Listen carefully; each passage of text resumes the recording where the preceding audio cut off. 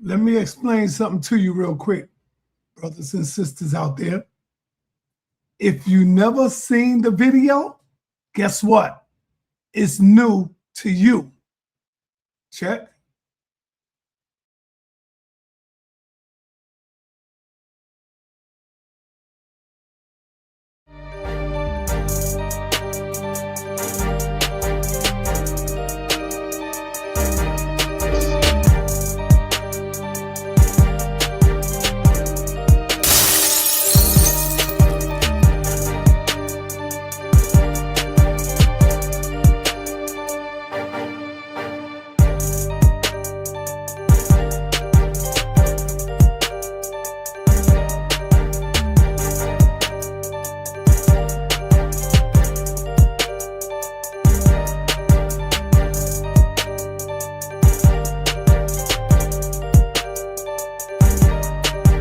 The secret of the Ankh. I am decoding the Ankh. Let me just say this. That is, I don't care how many teachers teach you 2 + 2 = 5. If somebody says the transmission of incorrect information is incorrect information. Is there anything more than what the Europeans said? The problem I'm having with Brother Reggie right now is I think that his stance is very misleading. I postulated ideas of myself like you do in Net. You formulate consciousness in the soup of information and you find yourself and you rise out like Ptah or like Amun or any of the Neters. Reggie presented his theory to me in person on the street, and what he said to me verbatim was, look, I have decoded the Ankh. My thing is called the secret of the Ankh. I found my own strengths. Should I be a follower? And then if I'm a follower, if I am a follower, then the other people who are out there tell me who led them. Because the best followers, right? The best leaders are the ones you are sure that they follow. I have a track record of direct study. When you show it to us in the primary evidence, I will back up and I will say, Brother Reggie, I stand corrected. You are correct. It is in there.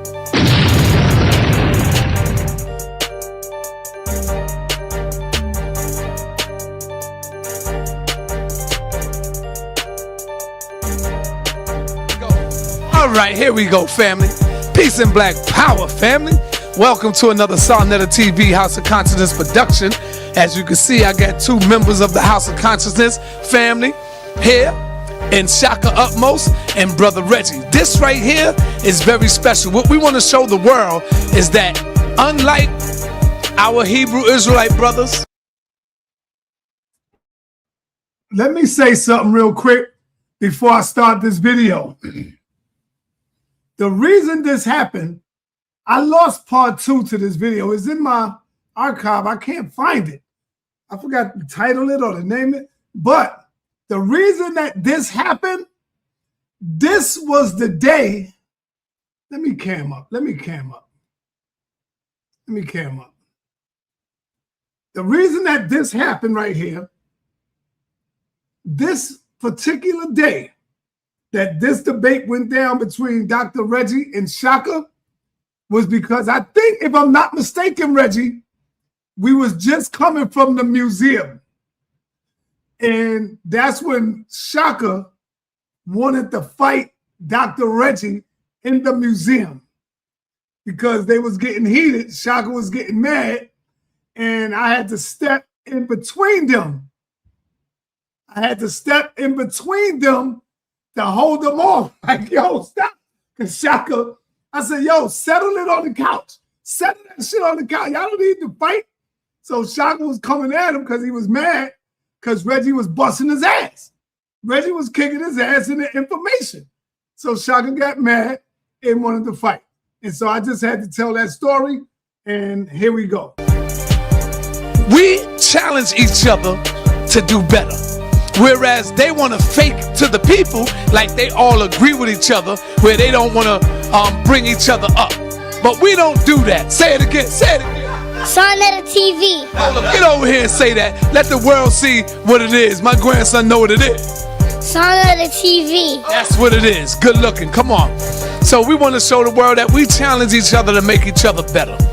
And what I want to ask my brother, Shakka Utmost, is that you are challenging my brother, Reggie, on his thesis of the Ankh. What problem do you have with our brother's information? Uncle Jasaneb. Uncle Jasaneb, my name is Shakka Amos of the Nile Valley Movement. I'm sitting here with someone who I consider to certainly be an essential member of the Nile Valley Movement, and that's Brother Reggie, right? And, you know, one of the things about the Nile Valley Movement is that we don't fake any fronts. You know, when we go at it with each other, we just go at it. And sometimes it could be knocked down, drag out, literally maybe even. And, well, that was Hedo Kuti. That was Hedo Kuti speaking. So anyway, that was a sanction. So in any event, what you basically have is two members of the Nile Valley Movement with a disagreement. And the agreement is that a few years back, Brother Reggie, right, some years back, well, what I was about to say is that this is a little awkward for myself because, as I've told everybody, I consider Brother Reggie a legitimate mentor of mine and an elder brother. And I mean both of those. I stand on both of those. He is certainly my older brother and he's certainly my mentor, so I address him as Saber.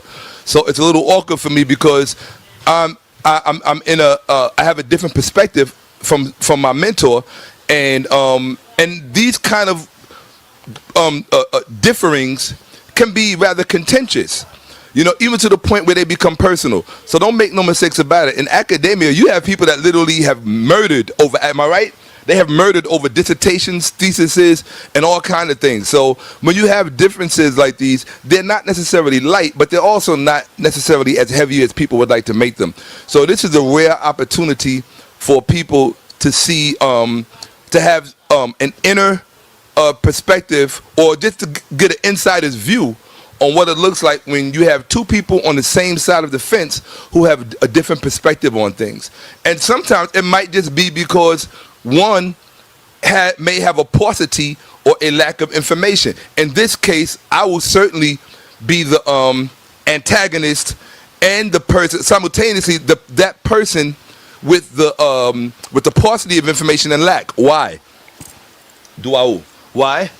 Queen? Why am I the person with the lack of information and the paucity when it comes to this particular dialogue? That's because the theory in question, the secret of the Ankh, is not mine. You understand what I'm saying? It's my Saber's. It's my brother Reggie's. It's his theory.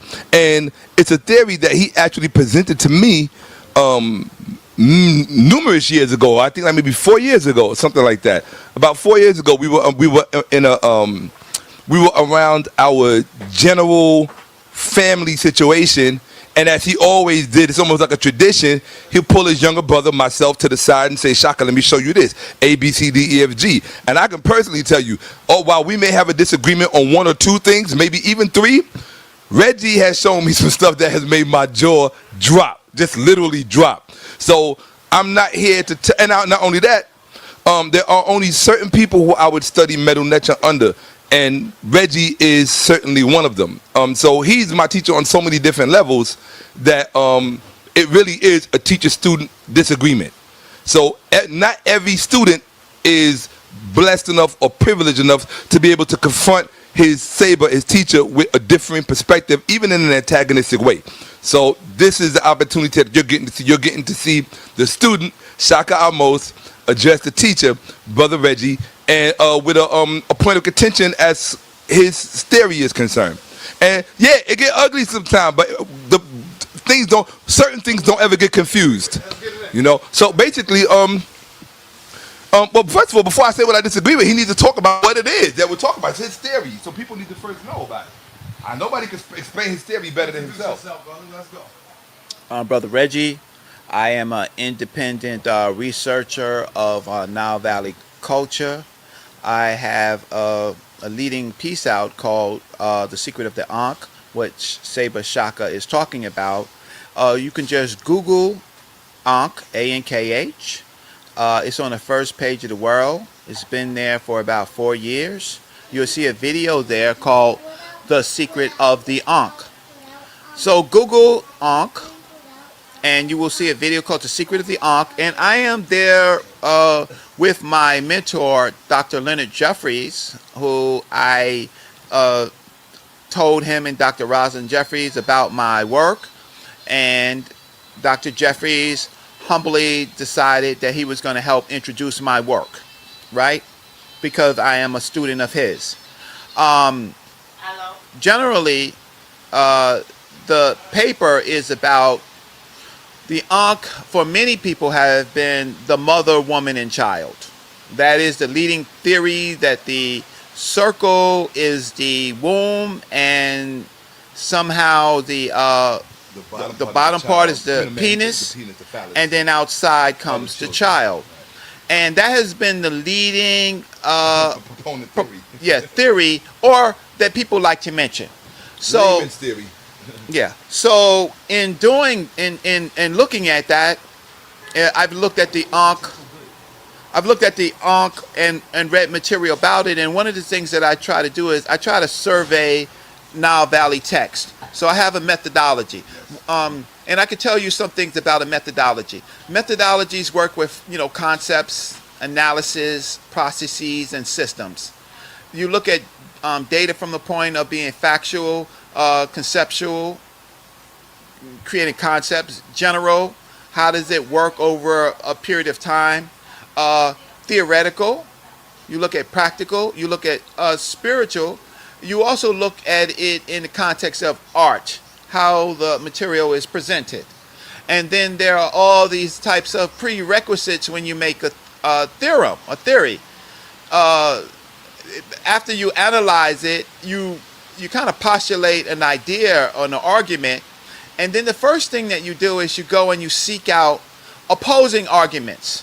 Like we're doing a thing on evolution, and so we have against evolution, we have the creationist theory. We also have the intelligent life, or the intelligent design. So when there is a thesis, you postulate, you look to see what is the opposing thesis. When I looked for the Ankh for opposing theses, I looked at generally, the positions that were out there. And I looked at those positions, and one of them being a man and woman, and I looked at the text to see if that is even mentioned.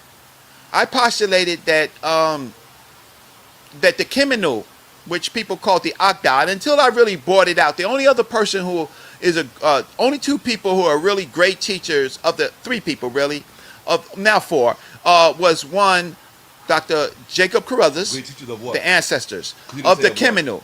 Oh, okay. Of the Kemenu. The Dr. Jacob Carruthers, Dr. Riketi Amin, Dr. Malana Karenga, and Dr. Theophilo Banga, because he's done a lot of translations of text. So those were the people that I would look to, and I think Dr. Carruthers wrote a paper a long time ago, Essays in Ancient Egyptian Literature, and he was the one who laid out the Kemenu. And he laid it out, and his work was overlooked. He's an ancestor. So what we try to do is, when we have an ancestor, people step forward courageously to say, make better their work, make better their ideas.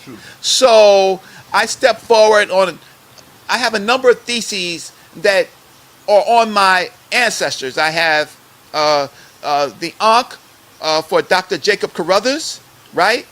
I have the Famine Stela for Dr. Yosef Ben Jochanan. I have, of course, the city sovereignty theses. I have a number of theses which I write and I publish, and I let people critique it. I put it online. Anybody who knows, when I talk on the internet, I put the idea online, and I'm the biggest proponent of defending my work.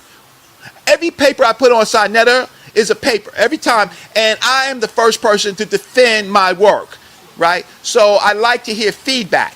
So in this particular case, what I'm searching for is the antitheses. Because we postulate a thesis, there's the antitheses, and sometimes it's a synthesis. That means there is an agreement between the two opposing parties to see if there is some new information that is created, new bodies of work. So I'm here, I understand that Saber Shakka Amos has a slight disagreement with some ideas and concepts, and others have. Dr. Mario Beatty, I sent my paper to Dr. Mario Beatty. He wrote me back a letter. He had some differences, right? I also sent some information to Dr. Laird Scranton, who is the European on thinker on the doggone. I sent also my information to Robert West, but Laird Scranton, he actually responded on what he could say. And you see me debate or postulate ideas against opposing ideas against people like Dr. Wesley Muhammad and others, right? We go back and forth. So the conversation is nothing new. So what I'm here to do is I'm just here to see what is and to see what the antithesis is, right? The antithesis to the argument that the Kemino best represents the symbol Ankh in pre-creation and at the point of creation. And so I'm just here humbly just to see what the opposing views are. Okay, I don't have a problem with that. As Brother Reggie said a lot. So one thing I can attest to is first having appreciation for who it is that I'm having this dialogue with. I mentioned that he's a mentor and an older brother, but you also have to understand that Reggie has a formal academic background. One in computer engineering, yes. Computer science, engineering as well, yes. It's in the School of Engineering. It's in the School of Engineering. So, and other disciplines as well. Are you going to give them to me? You're going to lay them out? The only other thing is I received an honor certificate from Dr. Leonard Jeffries at City College when I graduated, honors in Black Studies. So I have a Bachelor of Science, a certificate in Africana Studies from Dr. Leonard Jeffries from the City College of New York, given to me, conferred to me by Dr. Leonard Jeffries, who was the chairman of the Black Studies Department. And of course, I have activism with my scholarship. So having activism with my scholarship, I have done things that I will never ever get credit for, but we all do things. But those are my base academic. How can I say? And I definitely also have. I had asked Dr. Leonard Jeffries for an honorary PhD. He's working on how to present it, but I also, from another organization, I currently hold an honorary PhD given to me by African people, right? Which I can produce for the audience. I don't have the certificate on my computer right now, but I hold an honorary doctorate in basically African philosophy or comedic arts. So it's fair to call you Dr. Reggie now. That's correct. If you shy away from calling me Dr. Reggie, that means you give Europeans hegemony, that they can always confer doctorates when at times when they started conferring doctorates, the first ones didn't have a doctorate. So they grandfathered them in to give other people doctorates. So if a doctorate means anything, yes, you could call me Dr. Reggie. Dr. Brother Reggie, but then there's people who have earned degrees like Dr. Mario Beatty and Dr. Riketti Alman and Dr. Theo, and they feel that they don't feel, but you have to give them special significance because they got it in fighting white supremacy. So Dr. Riketti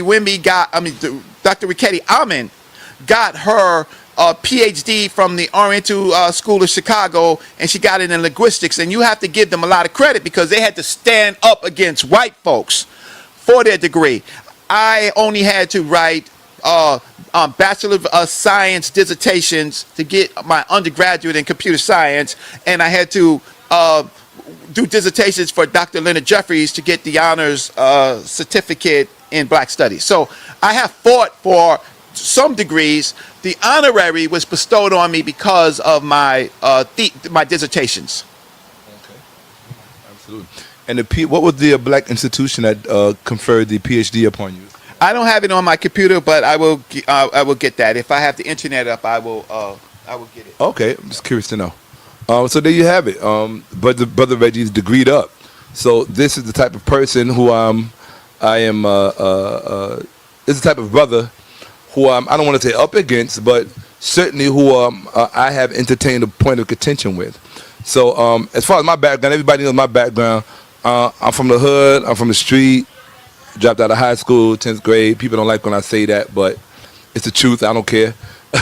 My brain is second to none, so I put it up against any degree, any day of the week. So I'm good with that. I let my work speak for itself. Bottom line is, does what I say make sense? If it don't make sense, I don't care how many degrees you got behind your name. If it don't fly, if it ain't got wings, it don't fly. You know? And that's what we're gonna call a Bayadette saying. If it ain't got wings, it don't fly. I figured you like that. That was dedicated to you. If it ain't got wings, it don't fly. So with respect to that, yeah, Brother Reggie was the one that actually introduced me to the Bayadette. So let me just put that out there. Right.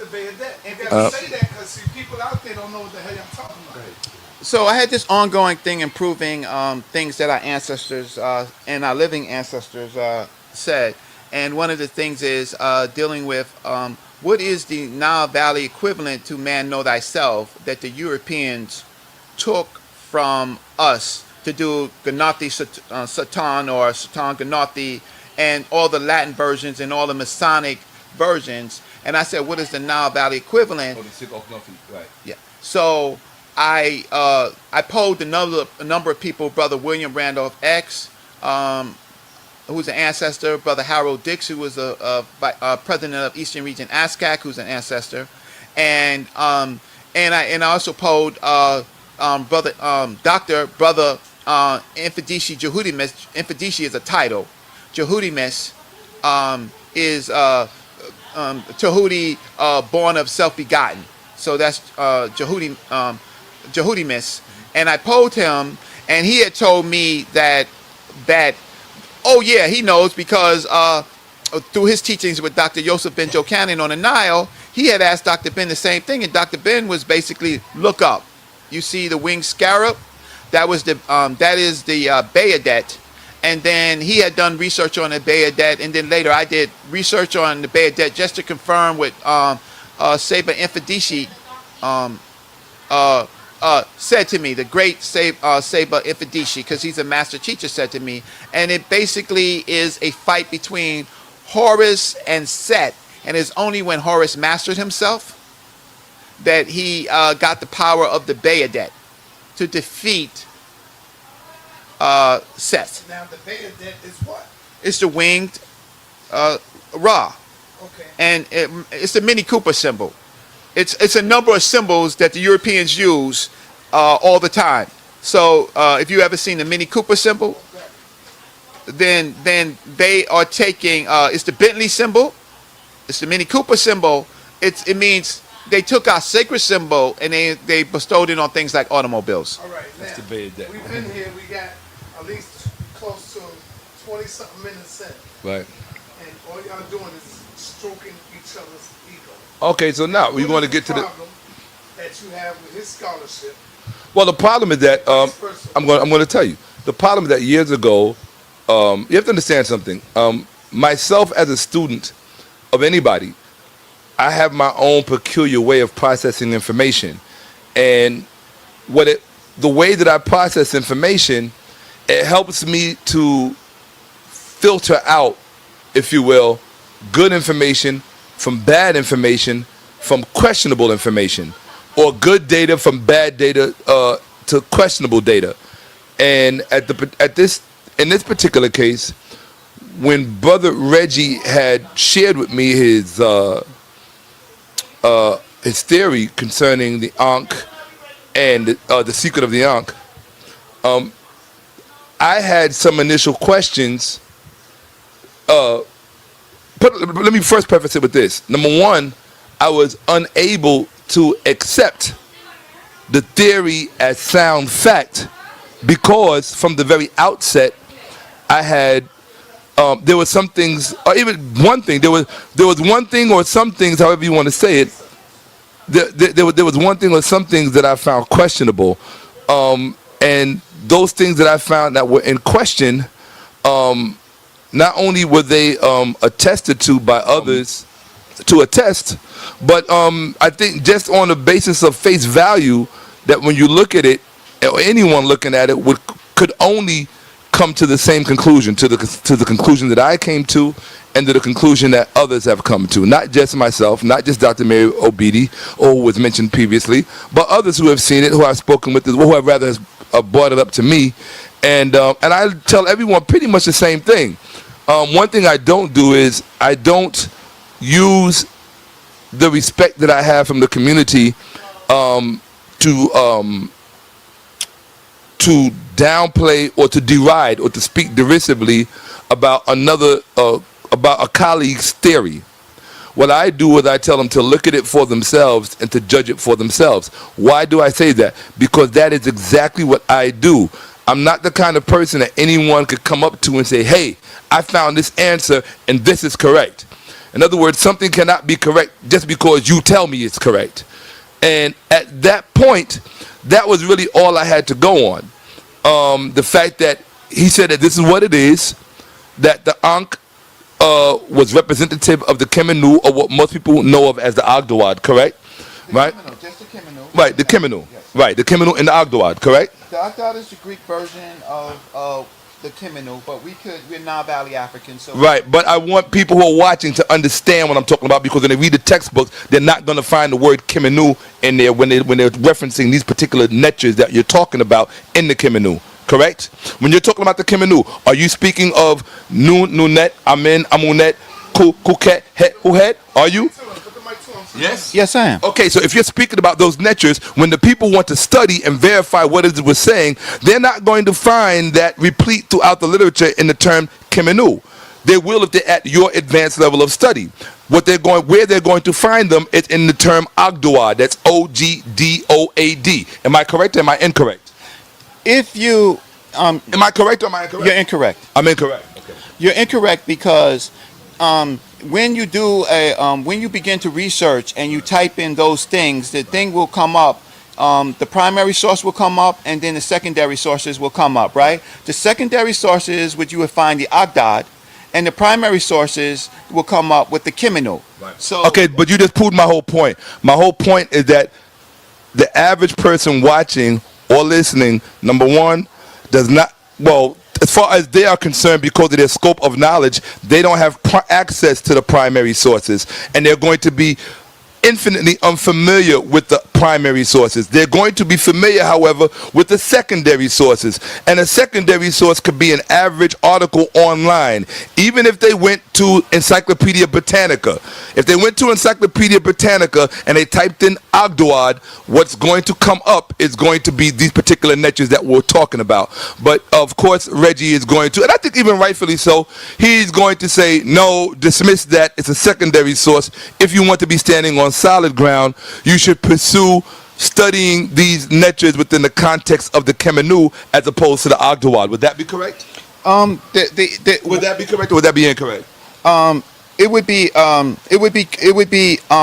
be incorrect again because I figured it was. See, so in this dialogue, I'm gonna cut straight to the chase then, because in this dialogue, everything I'm gonna say is incorrect. So I'm just gonna cut straight to the chase. This is what Reggie does. Yeah, I gotta keep it straight. So bottom line is, we're talking about the Agdawad. Okay, that's what we're talking about. And in fact, I'm gonna prove to you we're talking about the Agdawad. Okay, so go grab your whatever that you're gonna need, because you're gonna need it. Okay, Reggie likes to pull rank and make people feel like they don't know what they're talking about, when in fact he hasn't a clue what he's talking about. What he does is he wants to swim you out to waters that he feels that he is the great shark in, and that you're clueless and you don't know what you're talking about. But when I pull up the documentation and smack him all upside the head with it, he's going to have a completely different perspective. And he's still going to say, they're wrong, I'm wrong, everybody's wrong except Reggie. I don't care how many degrees you have behind your name, you're wrong unless your name is Reggie. And you're going to see this go down like this today. Okay, so I'm keeping it 100%. throughout this dialogue. So was I incorrect about that too? Because everything I say is correct, so you might as well say I'm incorrect. I just want to make go a ahead. context on it. Yeah, the context is that amen, amenet, net, ket, hey, are primary words. So when you actually search for them, right? So yes, you may find the Akdad, but you're now all of a sudden, hold on. Now all of a sudden, yes, you may find the Akdad. A moment ago, I was incorrect. See, this is exactly what that's called double speak. That's called double speak. A moment ago, I was incorrect. Now he's saying, well, when you search for amun, amunet, nunet, kukuket, hu, hehet, so forth and so on, now you're going to find them in the Agdwa. A moment ago, I was incorrect. But hey, finish contextualizing. Well, that's the point, because what happens is that on one level, we are using primary sources or primary ideas, and then what happens is now the people who are messing with our culture, they get to come to articulate what it is instead of us looking at it in the primary. So if I look at Amen, I'm going to see a number of different type of documents referring to Amen. And as a Nile Valley scholar that we could filter them out to see, well, which one has primary information, because I don't want to read anything that is not footnoted with primary information. So Shakka, you're not wrong. Shakka, you are not wrong. The conversation is useful. So if we are talking in Greek, right, then a Greek document should come up. All right, hold on, stop. Here's the problem with that. All right, the problem with that is that if a 13-year-old person is watching this and they go to Wikipedia and they type up the Kemenu, there's not going to be a page for the Kemenu. But unless you can show me a page for the Kemenu. Can you pull up a page of the Kemenu on Wikipedia? Can you pull up a page on the Kemenu on Encyclopedia Britannica? Because I would love to see it. And if it is, I would just thank you for teaching me something I didn't know. But as far as I'm concerned, when they go to one of those pages and they type in Agdawad, they can at least find the niches that we're talking about so that we could begin to have the dialogue. I don't want to talk about things that my people cannot find based on the fact that they may not be a complete, total Nile Valley scholar. In other words, you have to meet people where they are. Bringing them directly into the text, if you want to do that before they have a clue of what you're talking about, you can feel free to do that. That's not my methodology because I think it's self-defeating. You understand what I'm saying? People need to be able to relate to what you're talking about. So you can talk to them about the Kemenu. I have no problem with that. I get what you're talking about when you're talking about the Kemenu. But I also know that you get what I'm talking about when I'm talking about the Agdawad. So if the people that we're mentioning, if the netres that we're mentioning, Amun, Amunet, Nunet, Kukuket, He, are these people, are they or are they not known as the Agdawad? Are they or are they not? Europeans know them as the Agdawad. Okay, he's saying Europeans know them as the Agdawad. Well, our children happen to speak European language. They read European language. And when they study and they go type, they're not typing in Medu Neter keyboard. There's no Medu Neter on your keyboard. You understand what I'm saying? They're typing in English and a European language, which means that some of the things that we're talking about are going to have to be distilled in a European, to begin with. I'm not saying to end with, but at least to begin with, so we can bring them into the conversation. It's going to have to be distilled to them and filtered through a European process. Do you think black people are filtering information through an African process? Through an African filter? Let me, 1 second. They're not filtering the information in through an African filter. We've all been Europeanized. Therefore, we have to work with the filter that we have so that we can eventually dismantle it. But you have to put something in its place. You can't just take it without putting something in its place. Go ahead. Okay, so the issue is, if you actually typed in Kemenu, you would probably get references to Hermopolis. Right? Yes. You will also see, of course, in a Google search, Kemenu. So that's what you should do. You should search up. You should search Kemenu, Khemenu or Khemenu, and you will find a number of different references. I have a question for you. Can I finish? Right. So you will find, when you do Kemenu, a couple of things that will come up. One is the city of Hermopolis, which is Kemenu, which the Greeks named for their purposes right? You will also find, quickly you will see 8 popping up, meaning the city of 8. And then you will find, they will talk about the 8 primordial netters in the city of 8. Now, Brother Reggie, who told you a moment ago that when I asked him if they were the Ogdoad, or I postulated that they were known as the Ogdoad, he said that was incorrect.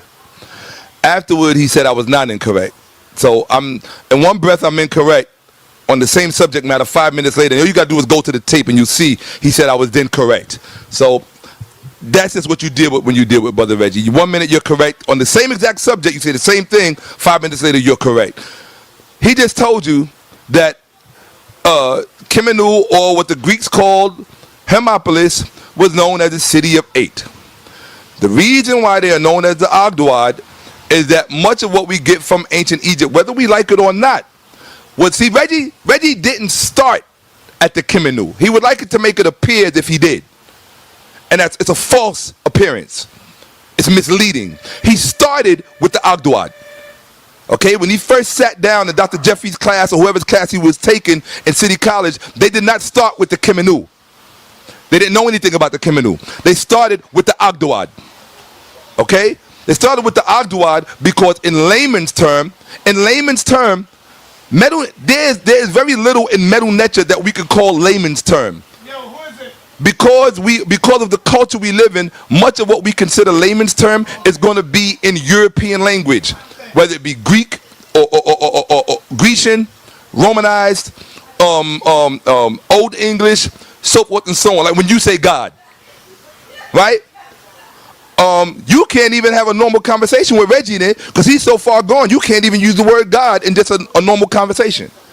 You understand what I'm saying? I'm trying to basically sit here and have a normal conversation so that the people who are listening and watching can understand. Because when he says Kemenu, I know what he's talking about. I know who he's talking about, and I know the geographical location of it. I know where to find it on the map, which is good enough for me, right?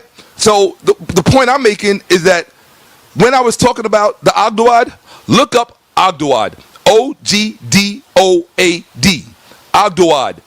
If you need to type in the Ogdoad, then you can do that too. It's just a generalized term.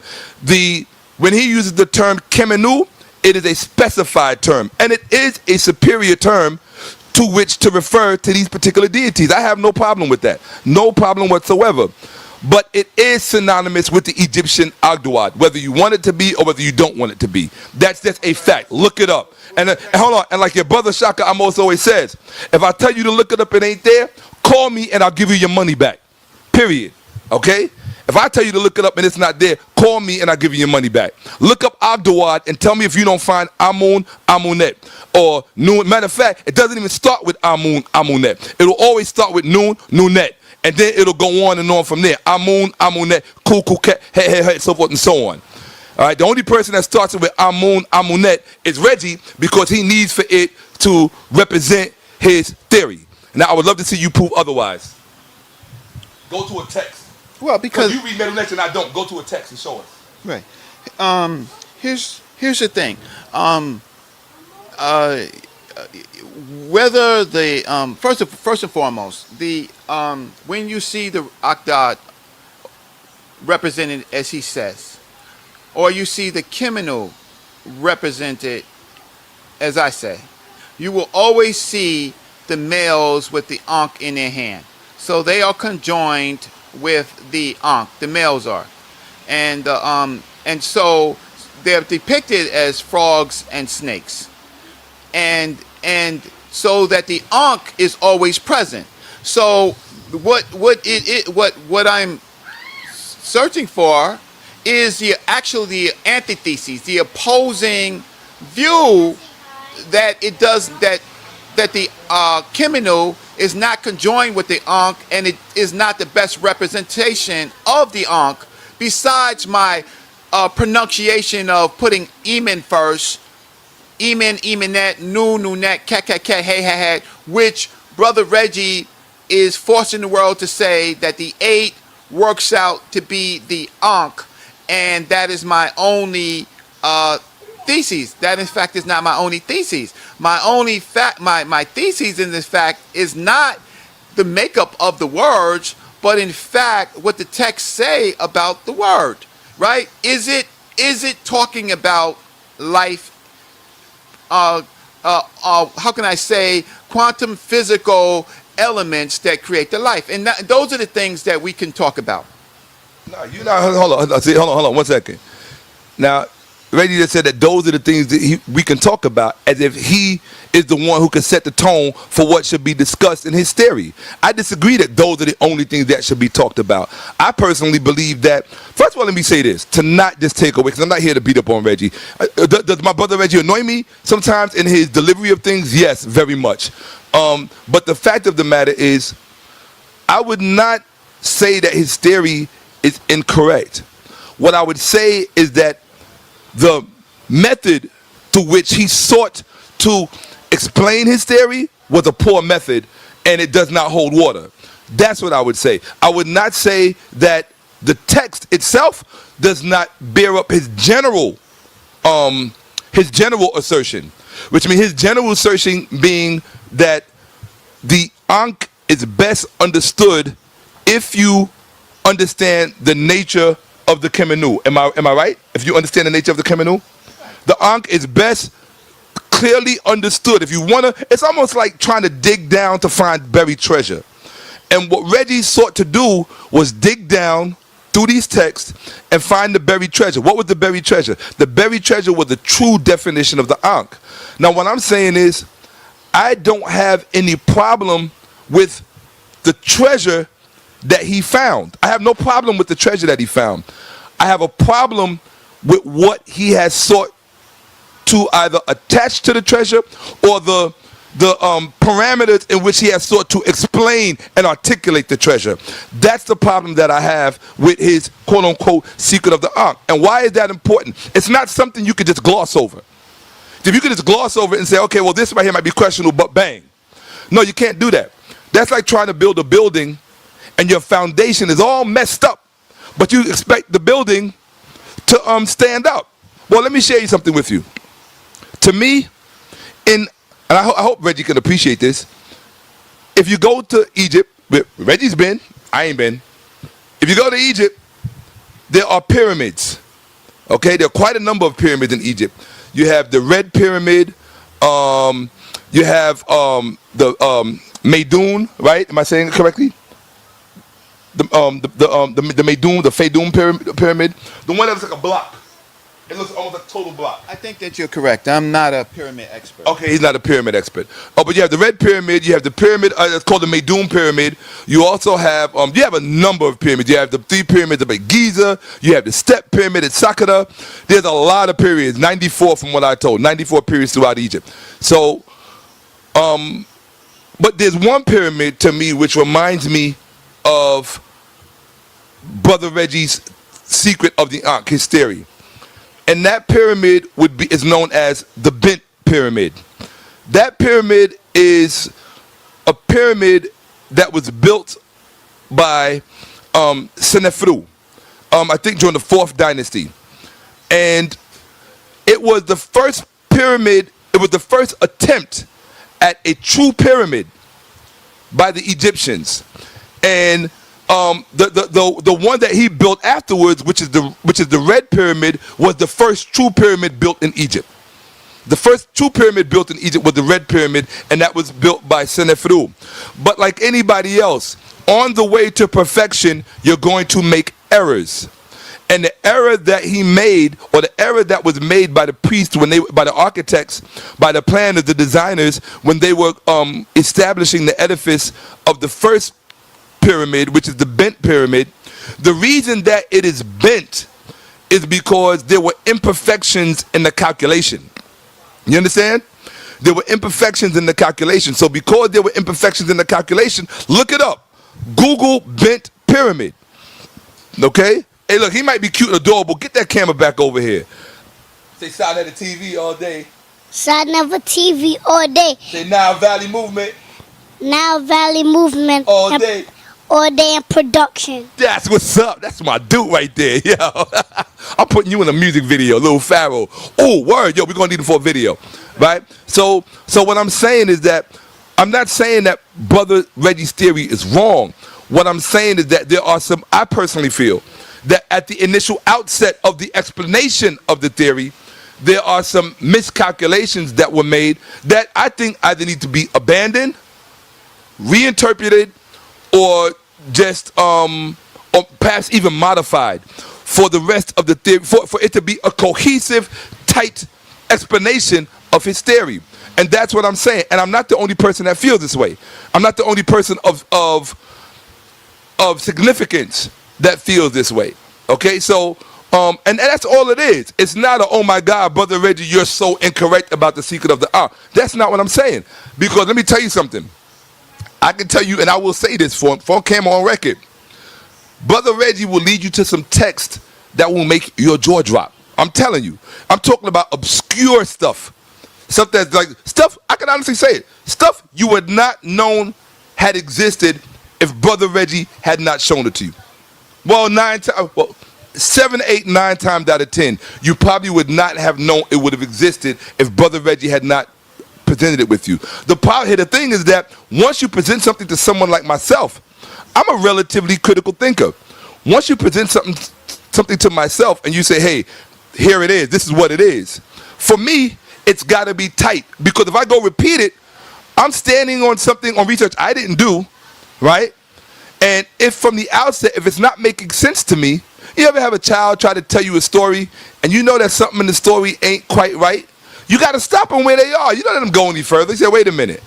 I don't even want to hear the rest of that explanation because this part don't make sense. And there is a part in his theory which basically only deals with the Kemenu. It deals with the order in which he places the Kemenu, number one, because you don't see that order anywhere else. For someone who doesn't even read sa.neter, I know it's not in the text. You can't show it to me in the glyphs unless you're going to lie about the glyphs that you're showing me, which is his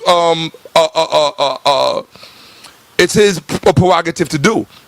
Okay? Because you're not going to, if you look up Agdawad, or even if you look up Kemenu, I would love for you to show me Kemenu right now anywhere online and show it with it beginning with Amun and Amunet.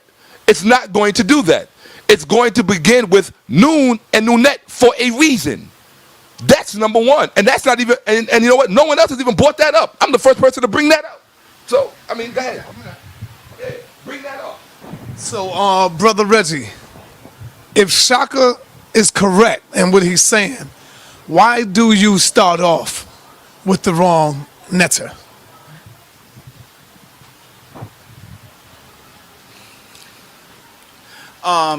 It depends on the text that you are looking at, and I have the text, and we can survey the text.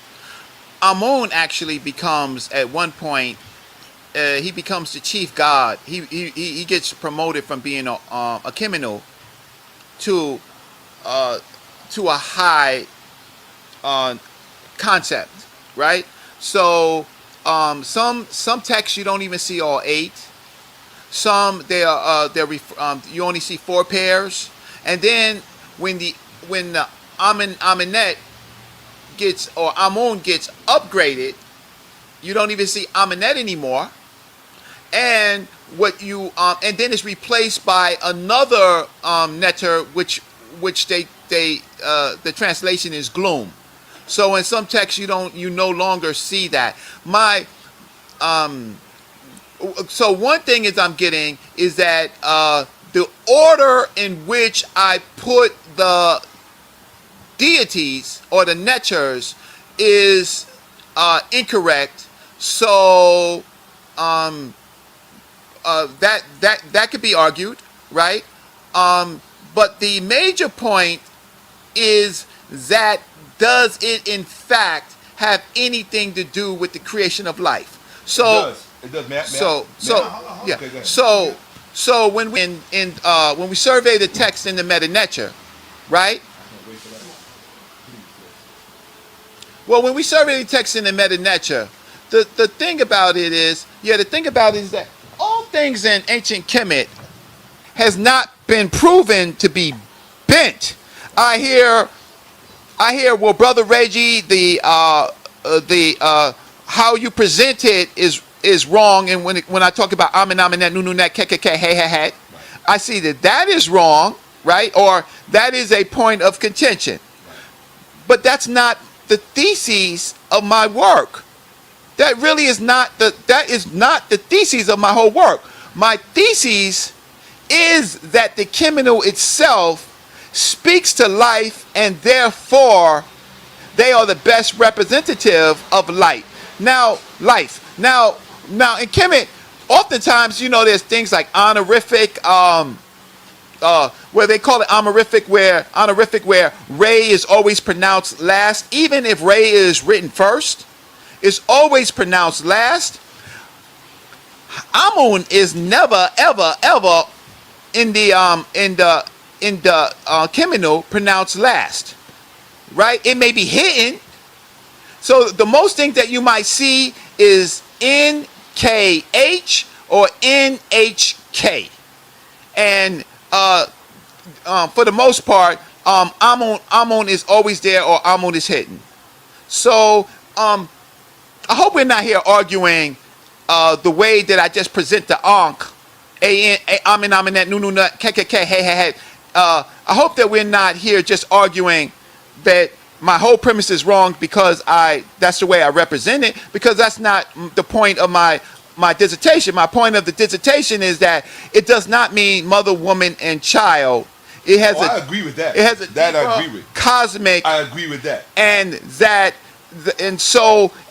best, and if you want to think about the Ankh, you should think Amun, Aminet, Nununet, KKK, hey, because Amun arises to be the chief neter.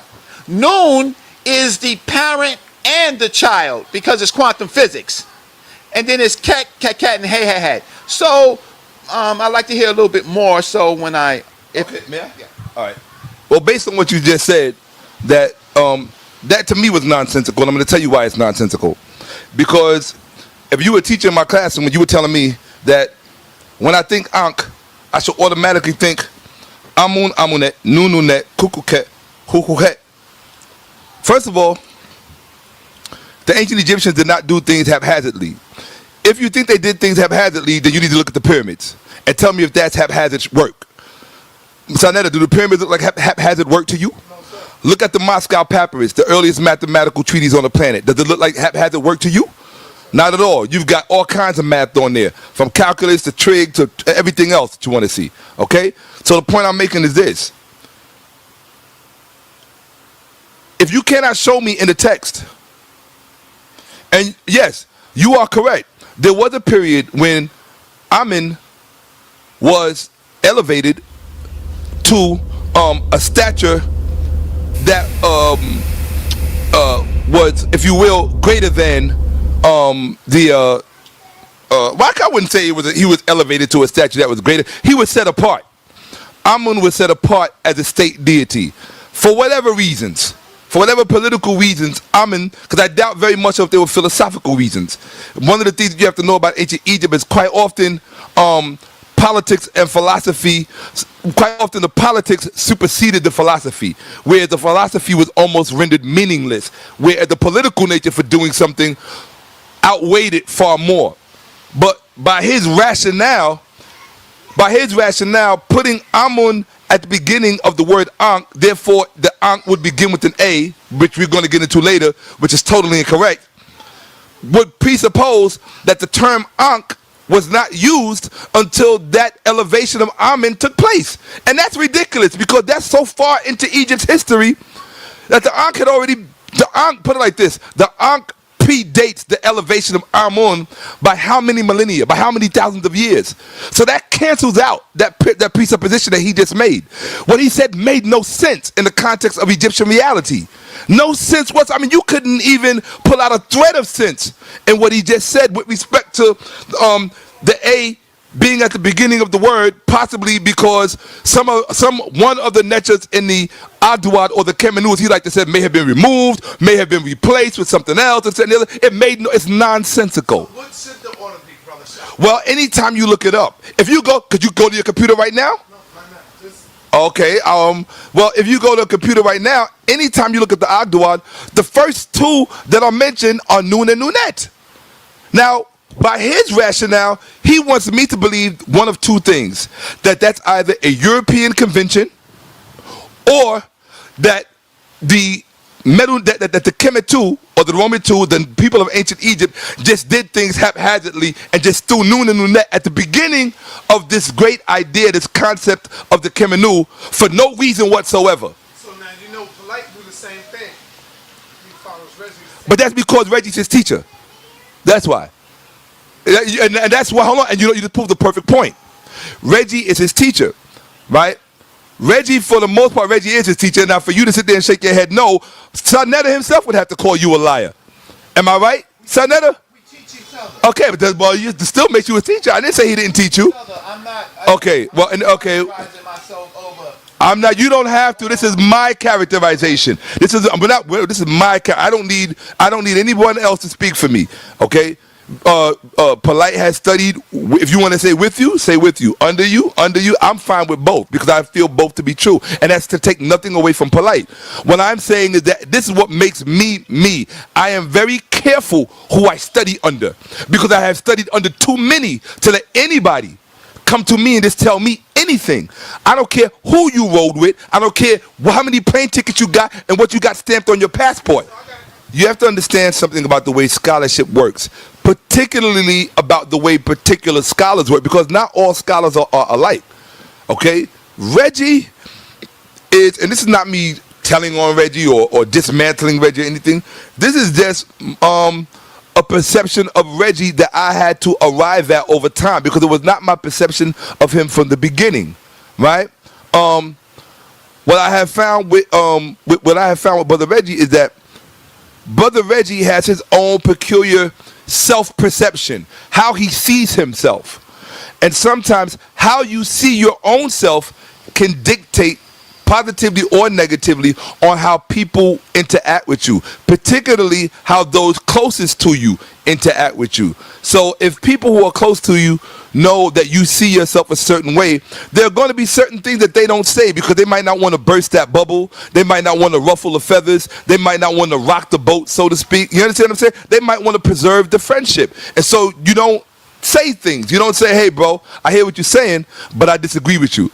Right? I mean, but being that we're having the honest dialogue and we're having it, I have laid out my points of contention with his theory on the secret of the Ankh. I don't agree with what he says from the out. Better yet, I don't agree with the package. Just because I don't agree with the package does not mean that I disagree with the content. Like when he relates certain things to the to Hoggs, I mean to Higgs. Bosom. Thank you, the Higgs boson, right? We're talking physics, right? When he talks about the unified field theory, when he talks about Frank's close infinity puzzle, right? I'm not saying that these things are wrong.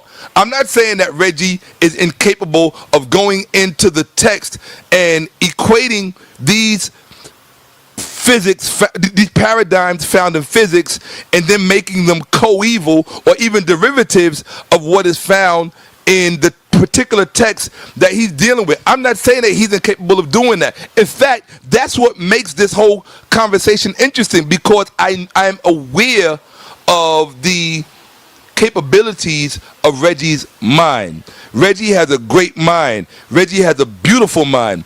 The problem with having a great mind and a beautiful mind is that if it doesn't have what I call fail-safes or safe checks, that mind can very easily delude itself into believing it is greater than it actually is. The thing is, when we get to the primaries, it will answer itself. Okay? It will answer itself. About the order, will I change the order, right? But what you didn't hear is that this is really not about the order. It is about the relationship between the Ankh and the Kemenu. So are you telling me it don't matter in which order they go by? It doesn't, because it's presented in different ways. That's the first thing. And again, earlier I said that sometimes you only see 2 pairs, you don't even see 4 pairs. Sometimes the information is implied. We're not talking about, this is not English, right? We're talking big concepts as to what the Kemenu, it is the secret of the Ankh. I am decoding the Ankh. I am saying that there is a code. Let's, as a theoretician, let's decode it. Is there anything more than what the Europeans said? I have no problem with Right? So that is what. Now, on my and Polite's relationship, Polite is a like Shakka, an incredible thinker. I gave Brother Polite my theses, or he found it online, right? And I told him, you can use it, but if you have to, break it. You can ask Polite in the email. I said you can use it if you think it's useful to you in describing things, and if it's not, you have the right to break it. That is my relationship. You can call him. I say to anybody, because I'm 50, being 50 and being under a number of scholars, I haven't, prior to, even though I wrote some things online, prior to Shakka almost introducing me to you in a different type of way, because I know you as an activist and I'm an activist, you said, Brother Reggie, he knows sa.neter, he knows how to teach. You only see me as a foot soldier, right? You didn't even know that I thought, because I let my teachers teach, and then while they was teaching, I postulated ideas of myself like you do in Net. You formulate consciousness in the soup of information, and you find yourself and you rise out like Ptah or like Amun or any of the neters. That is a concept of coming into being, like Kepera. I came into being when I'm around Dr. John Henry Clark and Dr. Ben, Dr. Jeffries, Professor Smalls, Professor Edward Scobie, Dr. Jacob Carruthers, Dr. Milana Karanga. I could not speak. I could not speak. I had no air to breathe. I can only ask a question. But through that, through my questions, I got a better understanding. And I found my own strengths. Should I be a follower? And then if I'm a follower, if I am a follower, then the other people who are out there, tell me who led them. Because the best followers, right? The best leaders are the ones you are sure that they followed. I have a track record of direct study, right? And sometimes when I'm speaking, I'm not speaking in my own voice. I'm speaking to what was told to me. Dr. Jacob Carruthers, we started this. I said Dr. Jacob Carruthers wrote the first piece in print for African people on the Kemenu. I read his book. Essays in Egypt, yes? Huh? Essays in Egypt. Yes, Essays in Ancient Egypt. I read it. I own it. Right? He wrote the first time I actually seen the Kemenu in sa.neter was Dr. Jacob Carruthers. So I hear Saber Shakka Almos's critique of the differences of the words. We just have to get to the primaries and then we'll see. All right? All right, let me respond to that real fast. Let me say this. Reggie dropped a lot of names, talked about who he studied under, direct study, and repeating words. Let me just say this. That is, I don't care how many teachers teach you 2 + 2 = 5. If somebody says the transmission of incorrect information is incorrect information, if somebody in fact mentioned that, but before I even say that, let me just say this. The problem I'm having with Brother Reggie right now is I think that his stance is very misleading, it's dishonest, and I'm going to tell you why. Because when he first presented his theory to me, gotta remember, I didn't find his theory online. Like he's telling everybody else to go to, the #1 thing. My thing, he always tells me, Shakka, get your thing to the #1 search engine, blah, blah, blah, blah, blah. Great, that's cool. See, your thing is #1, 200,000 people have seen it and read it. All right, that doesn't make it correct. The point I'm making is that when you presented it to me in person, I'm talking about in person, from your mouth to my ear. You know how you say from my ear to God's mouth? Reggie presented his theory to me in person, on the street. And what he said to me verbatim was, look, I have decoded the Ankh. My thing is called the secret of the Ankh. Do you know why the Ankh is spelled the way it's spelled? A-N-K-H. That's what you said. You can't say now that the spelling is irrelevant, it has no meaning, so forth and so on, because that's a crock. Now all of a sudden the spelling is important. You understand? It's unimportant and it's irrelevant. That's not the way it was presented. And in fact, I will show it to you. I will show you on his own website that he still adheres to that spelling. If you read Theophilo Benga, somebody who he claimed to have studied under, if you read Theophilo Benga work, African philosophy, he talks about the primacy of noon in the Kemenu. He talks about it, writes about it at length. Almost the first entire half of the book, African Philosophy, talks about the primacy of noon, not the primacy of Amun, Amunet. So you do not get to place arbitrarily Amun and Amunet at the head of the Kemenu or the Agduad. Who are you to do that? When you show it to us in the primary evidence, I will back up and I will say, Brother Reggie, I stand corrected. You are correct. It is in there. But you are attempting to make it appear as if these things could be moved around like pieces on a chessboard haphazardly or arbitrarily. Well, maybe the priests of ancient Kemet did that. They had the prerogative of doing that. And perhaps maybe even we do as well by birthright. And even you more so because you read and write Medu Neter. But you cannot. But if you cannot show it to me in the text, primary evidence or otherwise, then I have to soundly reject it and say, thank you, Brother Reggie. It's a nice idea, but I have to soundly reject that because it is not attested to in the text. So, Reggie, right now, I guess apparently your brother Shakka is going to be schooled and taught by my older saber, my older brother Reggie, and I'm looking forward to it because I love to learn. I take more joy in learning than I do in discrediting the work of my brother or even critiquing. Number one, I'm not here to even discredit his work. Yo, let me let y'all know right now. In part 2, as you can look behind Shakka, Reggie is loading up the slides. Somehow, I misplaced part 2. I don't know what hard drive I got it in. I got over 7-8 hard drives, and I've been looking for it. So I got to try to find that because that's when Reggie went in and started going in teaching. That's in part 2. So peace and black power, family.